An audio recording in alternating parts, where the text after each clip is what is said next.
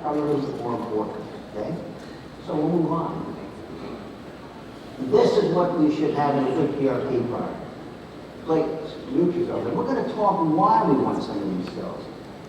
Macrophages. I can't tell you how important macrophages are. For those of you that were at the mornings in there, you realize, look, we actually have some HSCs there, and we also have some pluripotent cells, like stem cells, pluripotent cells, and some U cells. So, let's move on. Now, we talked about the kinds of communication, how the cells communicate with each other. We have autocrine. We have justicrine. That was actually a question.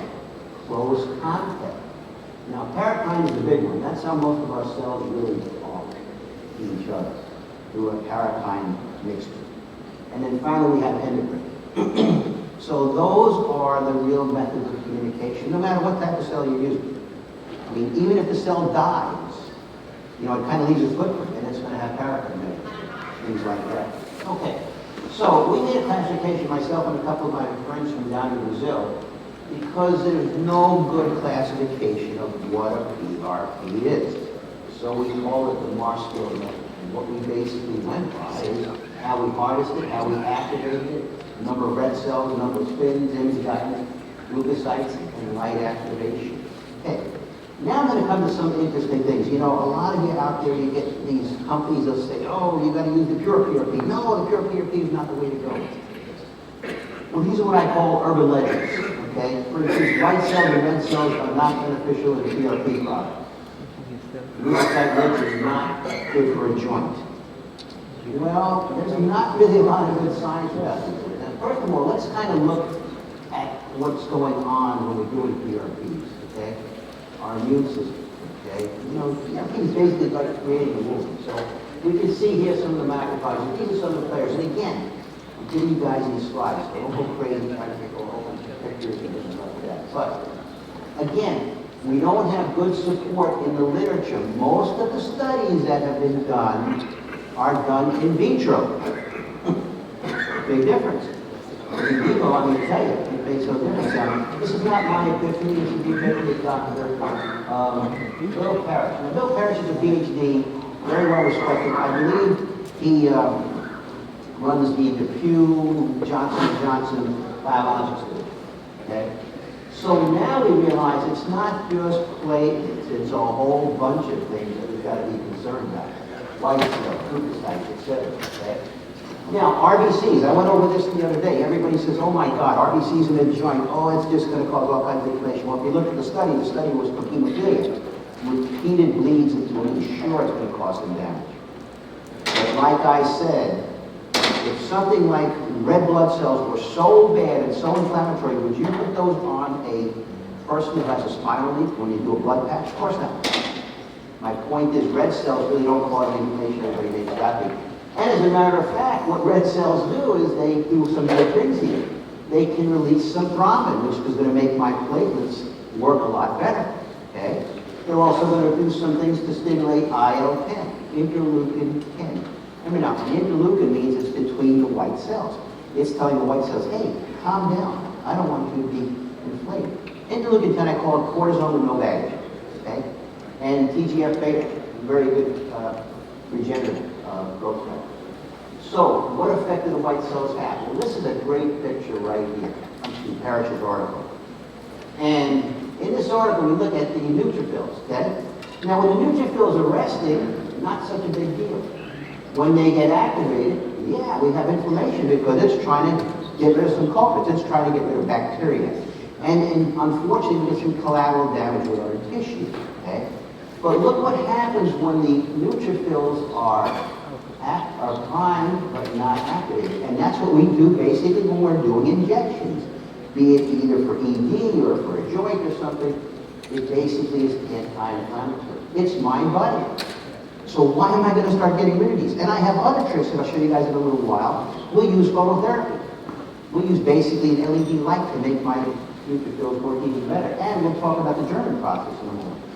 So anyway, here's some other studies, and I like to give everybody studies because, you know, this way when somebody says, well, yeah, wait a minute, I give you a scientific study that says such and such. You can see not much difference in safety profiles. Okay, let's move on. So basically what Parrish came up to and say, and I can tell you guys, I can almost guarantee you, the patients I do my PRPs on will have more pain than the patients you may do your PRPs on, if you're doing this pure PRP. Guarantee it, because it hurts. But why? Because I'm getting a better PRP product. I'm getting more growth factors, things like that. So that's the bottom line. Now, here's some tricks a lot of people don't know. I was telling some of the guys in the booth. I said, you know, there's some tricks to make PRP work better. And these are simple, easy, cheap tricks. Look at this. 4 degrees centigrade. That's a very magic number in the world of regenerative medicine. 4 degrees. You'll hear that again. Releases growth factors, more so than not doing it. Okay? And it's about 20 minutes. And also cut down on the amount of plasma. Substitute it for saline. You get a much more efficient PRP product. We have other tricks that kind of are proprietary that we'll eventually make mention to, but these are some tricks. And again, it's not my epiphany. Here's a scientific article right there. All right, so we'll move on. A2M, okay? This was another board question. Where's it made? Well, it's made in the liver, but it's also made by macrophages. Now, I have some guys that are in my network in the Philippines. They've had some dramatic results with neuropathy in A2M. So, you know, we have a way of doing it with filtration, and it's reasonably priced, but that's neither here nor there. Okay. Now, Regenikine. Anybody know about it? Let me kind of refresh your memory. Okay. Kobe Bryant went to Germany a number of years ago when he was active in the NBA, and he got this miraculous treatment from Dr. Peter Willing, who's another orthopedic surgeon. And what Dr. Willing did is he said, hey, you know what? If we get whole blood and we incubate it at 37 degrees with glass beads, it does some magical things. He certainly didn't want to get rid of the white cells because it produces interleukin-1 antagonists, IRAK. Remember now, we got 3 bad guys in the joints, interleukin-1, interleukin-6, and TNF, necrosis factor. Well, this is the antagonist of it, okay? Let's take a better look at it. How is this different than PRP? Well, here's PRP here. And with PRP, you know, centrifuge will do this stuff. We don't do anything with this. We just taste it. But here's the trick. Glass beads are the secret ingredient. I think at our booth we have some. We have a couple of kits. This is very great with the FDA here. I'm not going to tell you to go ahead and use it. I mean, I use it in the Caymans a lot. I've had very good results. I mean, it's really good because it's making up. Now, the other thing that I didn't mention here, it also mentions, I should say, it also makes a lot of exosomes. A lot of exosome release. So, we're going to look and see if we can do something with the FDA about it, but I don't know. So, all right, another board question we have. Angiogenesis versus vasculogenesis. Okay. Remember now, angiogenesis, you're building on existing vessels. Vasculogenesis, you're making new ones. They both are stimulated by hypoxia, but they're different cytokine growth factors. SDF1, which means basically, where I don't have a blood supply, I probably need to use stem cells because they're pretty high in SDF1. Whereas if I have a blood supply, I can maybe get by with maybe just using a PRP and some fat because it's pretty rich in vegetables, okay? So, you know, again, keep that in mind. Let's move on to stem cells. All right, so we can see here stem cells, self-limited, long-lived, low proliferative capacity, progenitor cells. And again, you know, a cell can be a unipotent cell. It still be considered a stem cell. So it doesn't make a difference necessarily. Now here's something that's kind of really one of my interests, and I'll talk a little bit at the end. The stem cell aging pathways. This is the upstream way of aging. If you control these pathways here, you're going to make things a lot better downstream, okay?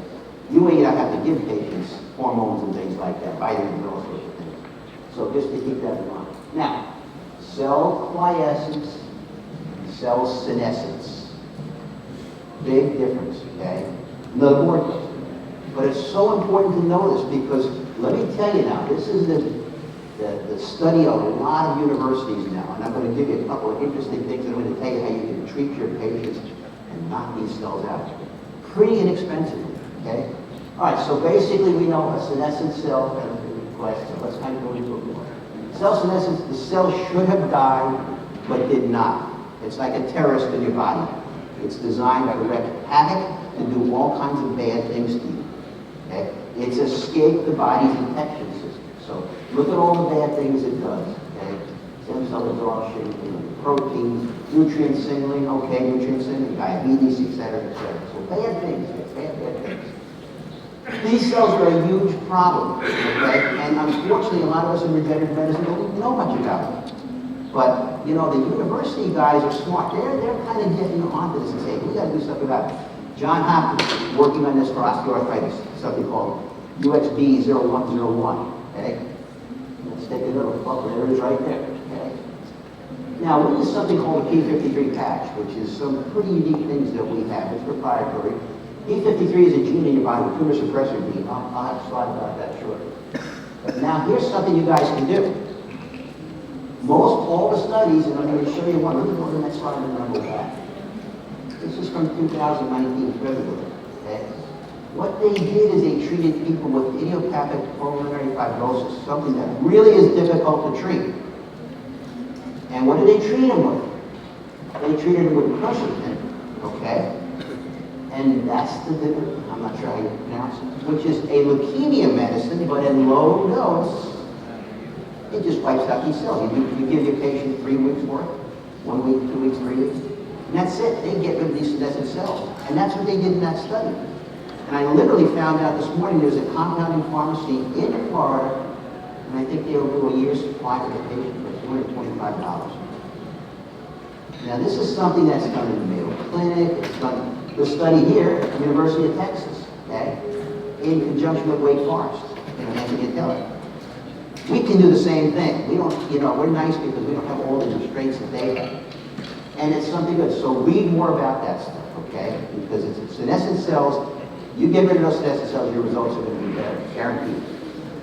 All right, P53, okay? Tumor suppressor gene. It goes after the bad guys. Now, what it does is it analyzes and says, you know what? You're damaged, but I think I can fix you. You're damaged because I'll fix your DNA and make you better, okay? Other cells says, no, I'm disabling your mitochondria, you're going to perish and die. But some of those cells don't die, and they go on and form cancers and all sorts of bad things. Most of our cancers are because we have a mutation of the P53 gene. Okay, now, interesting enough, elephants, largest mammal in the world essentially, don't get cancer because they have multiple copies of the P53 gene. So we're using this as a patch right now. We're certainly not saying we're treating cancer because we're able to get the common one, but we're just going after senescent cells. And that's our patch right there, okay? So, moving on. Another thing we should know as stem cell physicians, regenerative physicians, the CD, I had all kinds of crazy names, but what it really means is cluster of differentiation.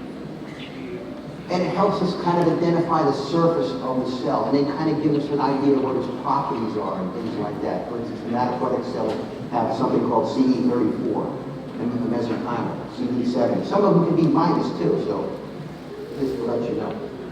Now another thing, when you're getting shrewd enough and you really know this field, and somebody can say, oh, we have this many billion cells, or this many million cells. Okay, have you done an analysis? Have you sent off a CFU, colony forming unit? Because that tells you if you have live cells that are going to multiply and do things. You can have a whole bunch of cells, but if you're zombies, you know, it's going to work. You know, most of the cells, like I say, you get in your body anyway, die. But this is the gold standard, okay? They've used this for years and years in regenerative medicine, okay? So what basically type of cells do we have that we can use? Embryonic, mesenchymal, hematopoietic, IPS, B cells, U cells. Now notice I said autologous, okay? So I'm not getting into the other things. It's beyond the scope of this talk right now. So, all right, so embryonic cells. You know, they have a lot of potential, very pluripotent, high level of plasticity, but, you know, you can buy the farm on these cells if you start using them. I'm talking from a scientific point of view now, not legally, because there could be graft versus host disease, which could be very seriously life-threatening, okay? Disease transmission. They're probably going to be good as an animal model to kind of study certain things. Now, these are things, I mentioned these in the board review. The Yamanaka factors. This is like a footprint of a pluripotent cell. When you see these factors present on a cell, you know you have something a little special. You know you have some kind of cell that has pretty good regenerative qualities, okay? And these are basically like transcription factors, more or less. So these are things, just kind of keep them in mind. Now, iPS cells. Induced pluripotent stem cells. I take one of your skin cells, let's say, and I kind of manipulate it either with a virus or an enzyme, and I can make it behave much like a pluripotent cell, except it's your own cell. So we don't have that immunogenic risk that we have with these other cells.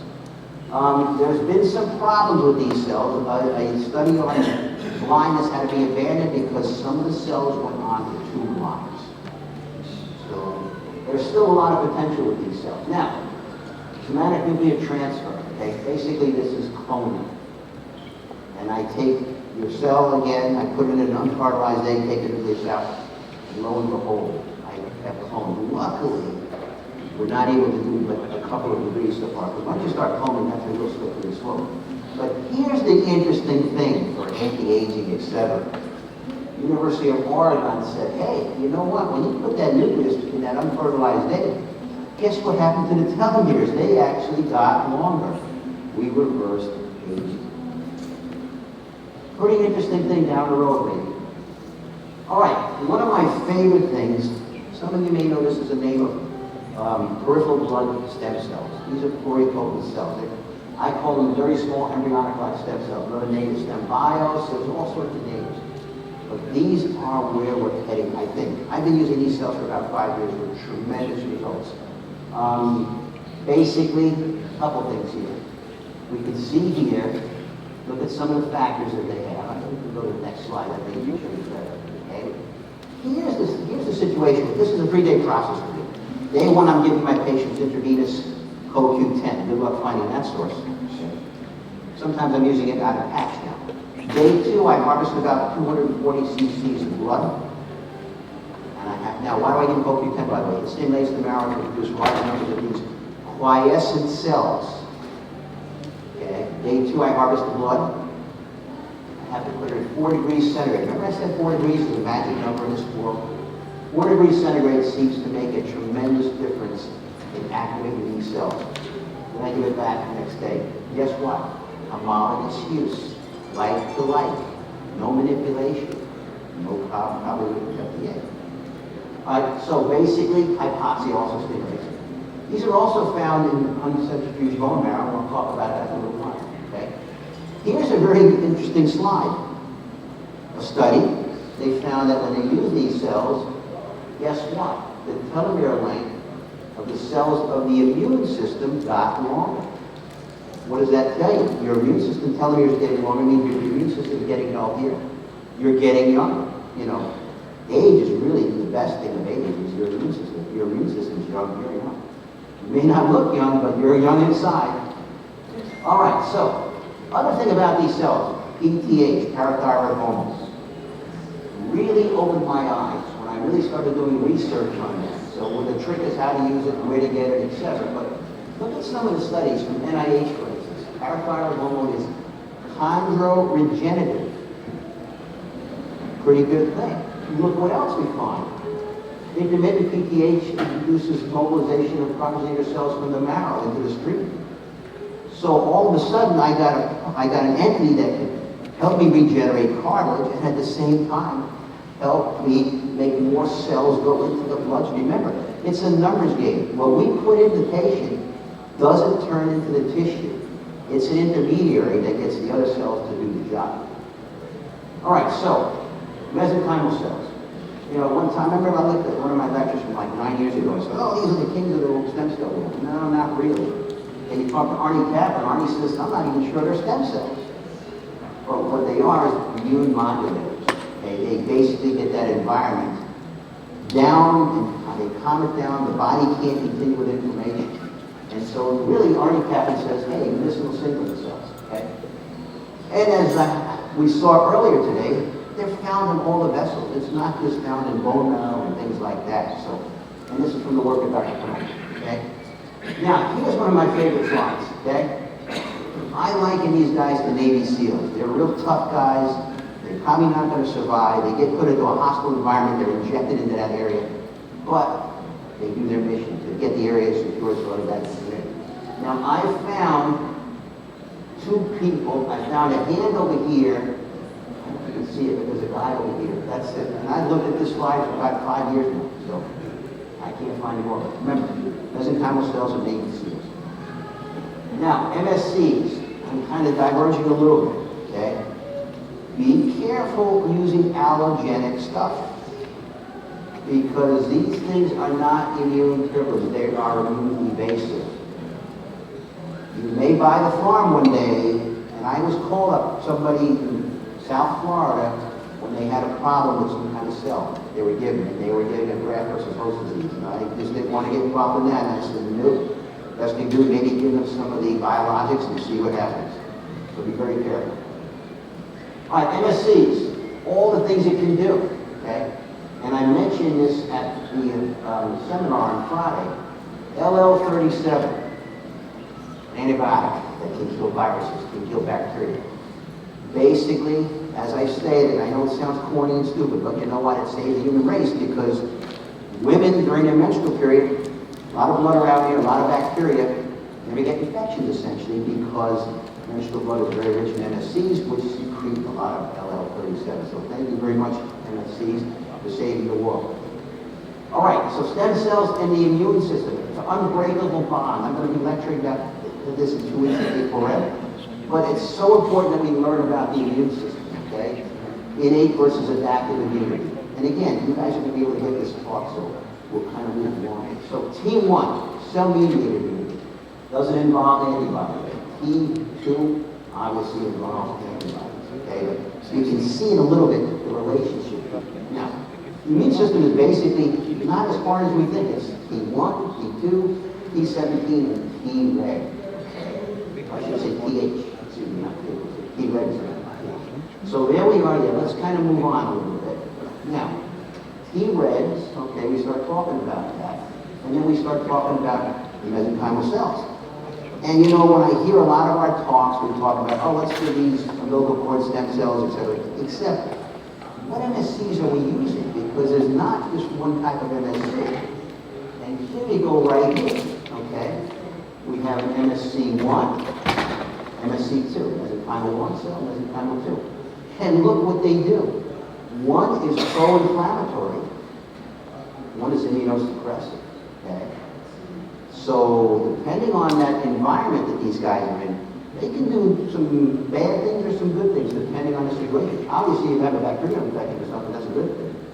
If you're trying to regenerate tissue, that's a bad thing, but that's a good thing. All right, so basically we can see some of the switches here, okay? Some of the things that help these, but basically, mesenchymal 2, you have, let's say you have an autoimmune disease, it's going to make a lot more T-reg cells, which are going to really help that autoimmune disease. Whereas the MS1s cause autoimmune disease. So now you kind of see where, hey, the basic science, maybe that's not as kind of stupid as we thought. We need to kind of know this, because now we know how we can manipulate things a little better to our advantage and the patient's advantage. And just another one that showed you here, MSC2s, you know, basically immune modulation, tropic, MSC1s, antibacterial, T cells, M1 macrophages, we'll get into that very shortly. And speaking of T cells, here we go here. T cells have a profound effect on macrophages. And guess what? Just like MSCs, we have M1 macrophage, M2 macrophages. And that may be even more important, okay? Now here's a macrophage. It's the center of the immune system, okay? And let's get into this a little bit more, okay? M1 macrophages, you know, things that we thought always just got after bacteria, they're pro-inflammatory. Whereas M2 macrophages basically are immune modulatory. It kind of goes against the grain. When I first started reading, I had to read it twice. I said, what? A macrophage is anti-inflammatory. Well, even more interesting, not only is it anti-inflammatory, it promotes tissue repair. I agree. See? Anyway, here we are here, M1, M2s, okay? Anti-inflammatory, tissue remodeling, immune modulation, etc. Okay, so IL-4, interleukin 4, stimulates M2 macrophages. Now, where do you get IL-4? Well, most of the time it's really not a very stable thing, but you know, there's a couple of companies around that make very low doses of it. Puna and Vitrix. I want to consider that orally, taking it sublingually, and that'll help us. Okay? So look at this, a macrophage. Goes down one line, cell inhibition of proliferation. cell proliferation.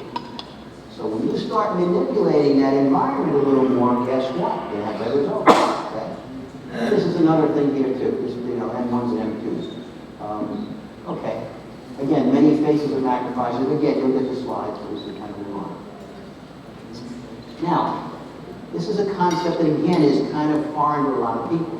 Hematopoietic stem cells.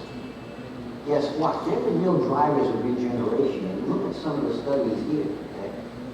These cells are the drivers of tissue regeneration, not MSCs. Okay? These are some of the studies in here that we kind of, and these studies have been around for a while. It wasn't just like yesterday that they came on.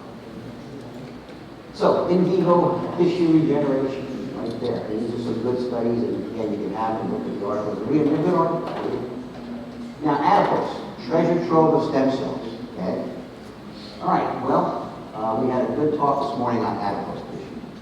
In the United States, I use it for cushioning and support of the joint. I can't help it if there's some metabolic properties to it. I do not break it down when I go to the Caymans and when I go to the DR. I'll use lecithin. I actually like lecithin better than collagenase to use. But, you got to be careful here in the U.S. about it. Basically, we like fat because it's the soil. And I like saying I'm planting garden. Soil, seeds, and fertilizer. Well, this is the soil we want to see. Okay? Now, here's something I want everybody to realize. Not all fat is the same. Obese fat and lean fat are way different. And this is why you got to keep this in mind. Look at some of the things in obese fat. Only one M2. Remember, that's anti-inflammatory cell repair, etc. And it has a lot more of the M1s. Okay? Look at the T-Regs. Not too many. Look at here. A lot of T-Regs, a lot of M2s. So which fat would you rather use in a regenerative procedure? Obese or lean? Lean, exactly. Well, how do you do that? Well, if I have an obese patient, I may pre-treat him ahead of time with a little IGF-1, a little IL-10. And if worst comes to worst, you can try it with the products they told you, although we have some packaging that are a lot stronger. But that's an important concept to realize. Not all fat is the same. Here's a really good picture. Look at this. Look at all the M1s here. Only one M1. So you're putting a tissue that's very inflammatory to begin with. This is a good concept. Now, here's the practical aspect. Why that patient with that big pendulous belly is prone to cancer, prone to diabetes and things like that? Because of the cell profile. He has all those bad growth factors.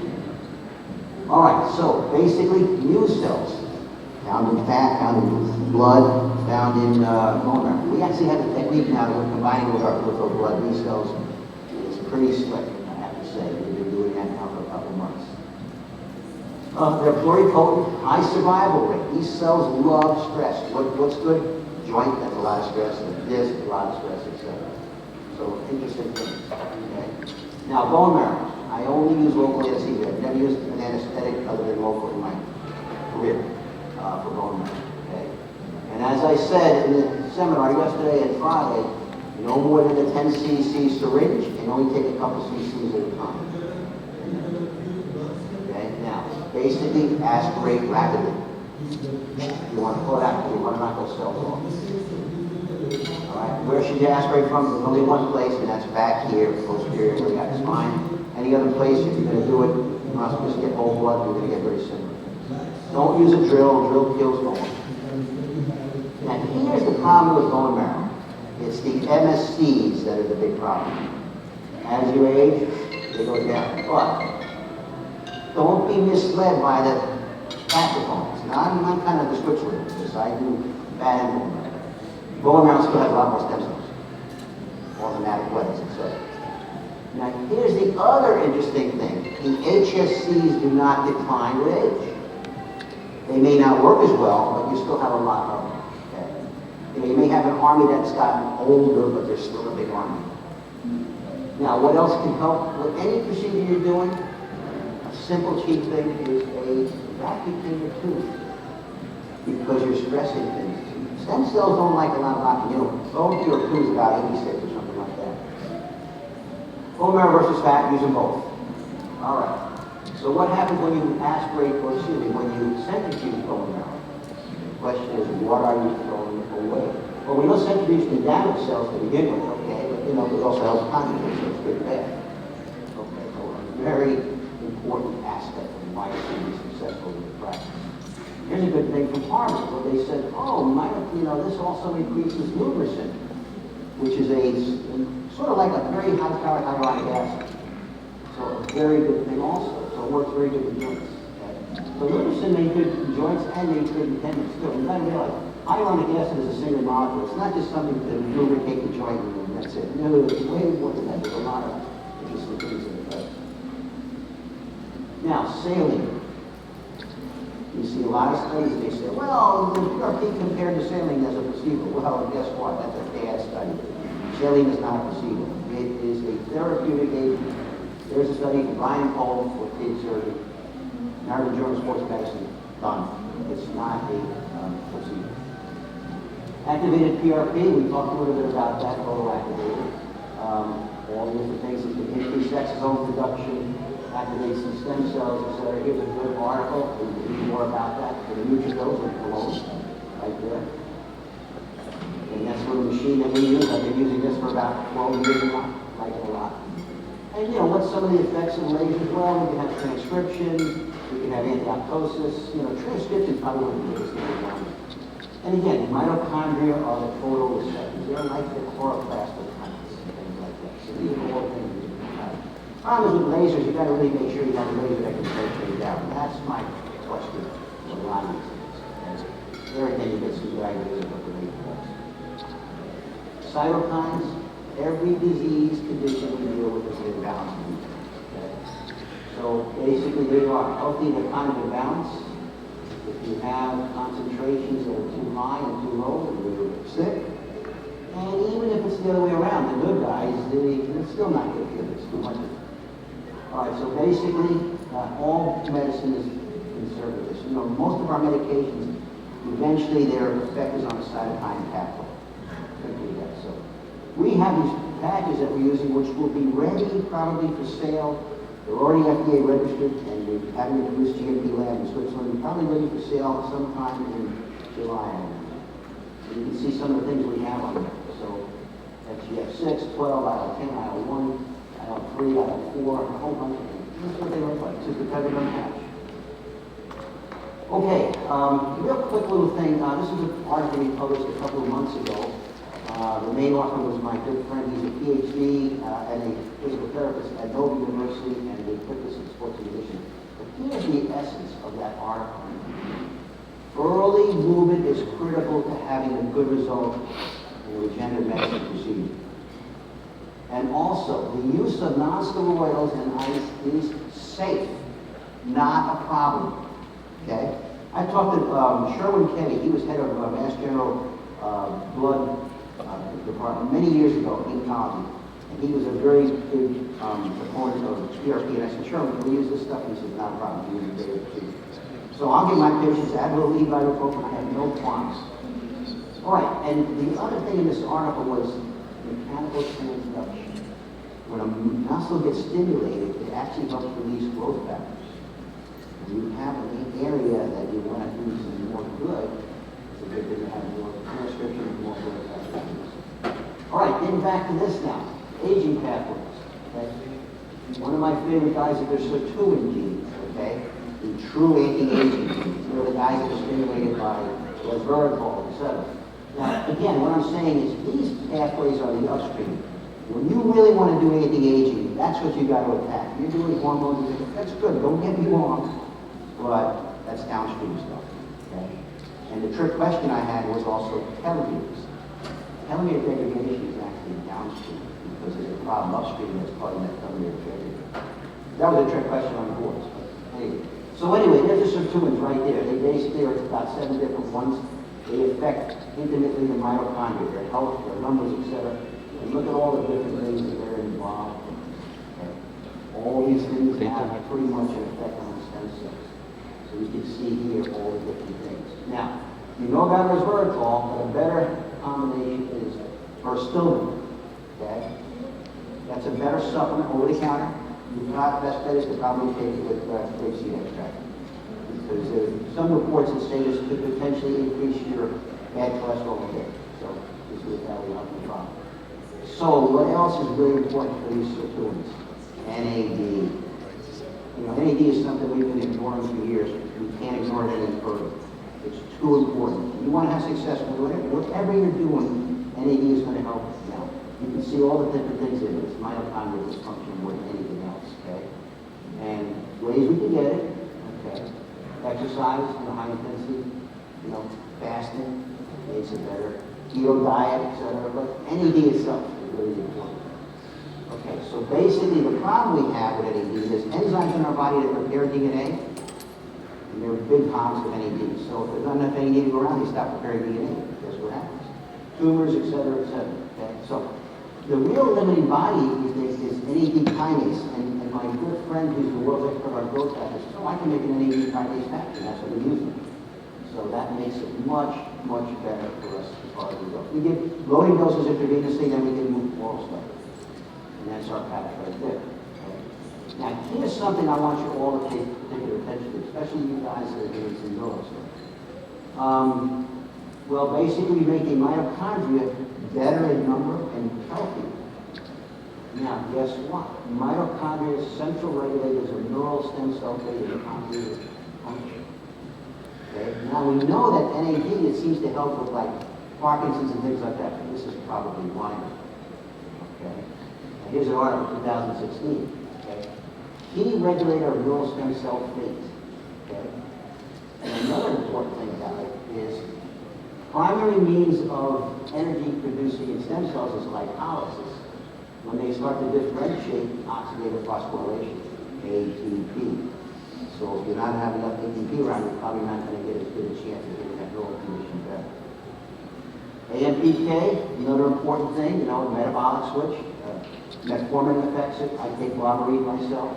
Helps with mitochondria, etc. You can see right here. And keto diet, some of the things that help. Again, these are all things that are important for your stem cells.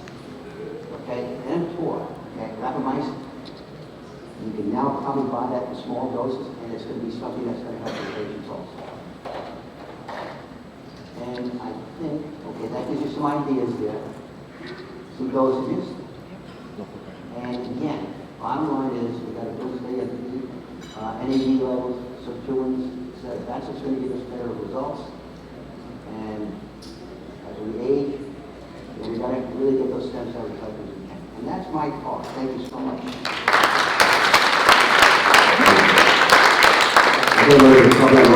First of all, thank you so much, Dr. Purita. Congratulations. You won the Scientist of the Year, Stem Cell Scientist of the Year award.